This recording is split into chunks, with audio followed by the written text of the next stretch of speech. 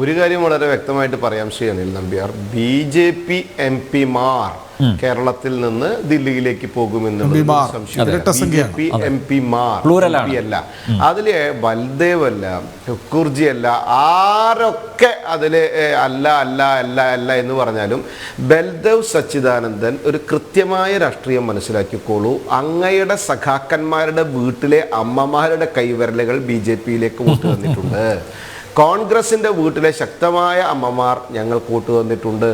ഞങ്ങൾക്ക് കൃത്യമായി നിങ്ങളുടെ രാഷ്ട്രീയ പാർട്ടിയിൽ വിശ്വസിക്കുകയും നിങ്ങളോടൊപ്പം നിൽക്കുകയും ആളുകളാണ് ഞങ്ങൾക്ക് ഇത്തവണ വോട്ട് തന്നിട്ടുള്ളതും ജയിക്കുകയും. കാരണം മടുത്തു എൻ്റെ മക്കളെ, നിങ്ങളെങ്കിലും ശരിയാകുക എന്ന് പറയുമ്പോൾ നാടൻ പ്രയോഗത്തിലൂടെ ആ അമ്മമാർ നൽകിയിട്ടുള്ള സ്നേഹമാണ് ഈ പോളിൽ നിങ്ങൾ കാണുന്നത്. അത് മൂന്നിൽ നിൽക്കാതെ ഇനിയും മുന്നോട്ട് പോകട്ടെ എന്നാണ് ഞാൻ ആഗ്രഹിക്കുന്നത്. ഞാൻ ആഗ്രഹിക്കുക മാത്രമല്ല, അത് യാഥാർത്ഥ്യമാകാനാണ് സാധ്യത. ഒരു സംശയവും വേണ്ട, BJP MP-മാർ ഡൽഹിയിലേക്ക് പോകും കേരളത്തിൽ നിന്ന്. പിന്നെ ഒരു കാര്യം കൂടി ശ്രീ അനിൽ നമ്പ്യാർ പറഞ്ഞോട്ടെ. കർണാടകയിലെ മംഗലാപുരത്തെ BJP കാൻഡിഡേറ്റുമായിട്ട് ഞാൻ ഇന്ന് ഇവിടെ എന്നെ ജനൻ TV-യിൽ കൊടന്നാക്കി തന്നുമ്പോൾ എൻ്റെ കൂടെ ഒരുമിച്ച് അദ്ദേഹം ഉണ്ടായിരുന്നു. ഗുരുവായൂർ ക്ഷേത്ര ദർശനത്തിന് വന്നതാണ്. അദ്ദേഹത്തിനോട് ചോദിച്ചു കർണാടകയിൽ എന്തെങ്കിലും കൺഫ്യൂഷൻ ഉണ്ടോ. അദ്ദേഹം പറഞ്ഞതെന്ന് വെച്ചാൽ എന്തൊക്കെയാണ് കർണാടകയിൽ നിങ്ങൾ ഇവിടെ പറയുന്നത് എനിക്കറിയില്ല, പക്ഷേ കർണാടകയിൽ BJP-ക്ക് ഒരു കോട്ടവും തട്ടാൻ പോകുന്നില്ല. BJP അവിടെ സുശക്തമായി തന്നെയാണ് മുന്നോട്ട് പോകുന്നത്. തമിഴ്നാട്ടിൽ ഇദ്ദേഹം നേരത്തെ ബൽദേവ്ജി പറഞ്ഞു, തമിഴ്നാട്ടിൽ ഞങ്ങൾ അങ്ങനെ സംഭവിക്കും ഇങ്ങനെ ചെയ്യും, ഒന്നും സംഭവിക്കാൻ പോകുന്നില്ല. തമിഴ്നാട്ടിലും BJP MP-മാരുണ്ടാവും.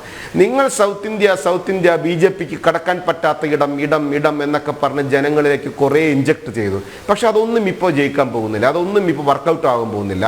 തമിഴ്നാട് അടക്കമുള്ള, കേരളം അടക്കമുള്ള, തെലുങ്കാന അടക്കമുള്ള, ആന്ധ്രയടക്കമുള്ള, കർണാടക അടക്കമുള്ള നിങ്ങൾ ഞങ്ങൾക്ക് സാധ്യത കുറവ് കൽപ്പിക്കുന്ന ഈ ഏരിയകൾ 100% ഞങ്ങൾ വിശദമായിട്ട് പ്രവർത്തിച്ചിട്ടുണ്ട്. അവിടെ കൃത്യമായിട്ടുള്ള MP-മാർ ഞങ്ങൾ വാരിക്കൂട്ടും.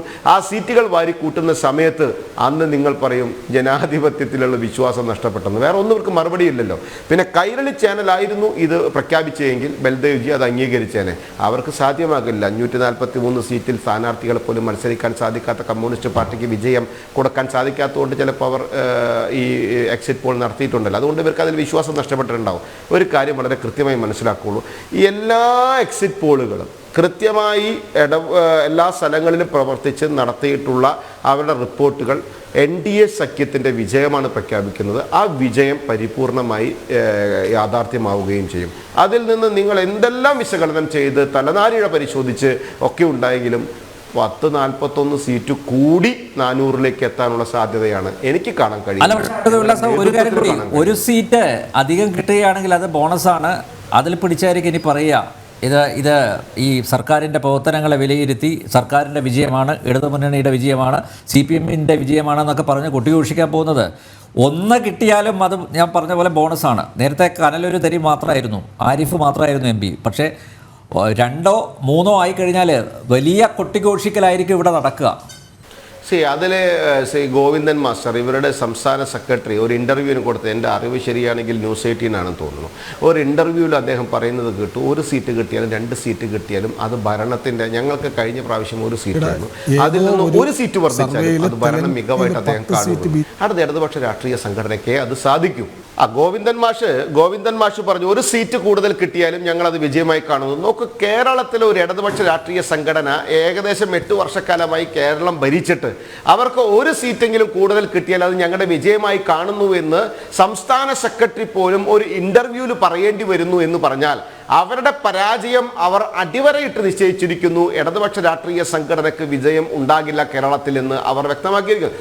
അതിന് തെരഞ്ഞെടുപ്പുമായി ബന്ധപ്പെട്ട് അതിൻ്റെ റിസൾട്ട് വരുന്ന സമയത്ത് സർക്കാരിനെതിരെ വരാതിരിക്കാൻ ഒരു പടി മുൻപേ അവർ അതിനെ പറഞ്ഞു. ഇനി EVM മെഷീൻ അത് എന്നൊക്കെ പറഞ്ഞു വരും.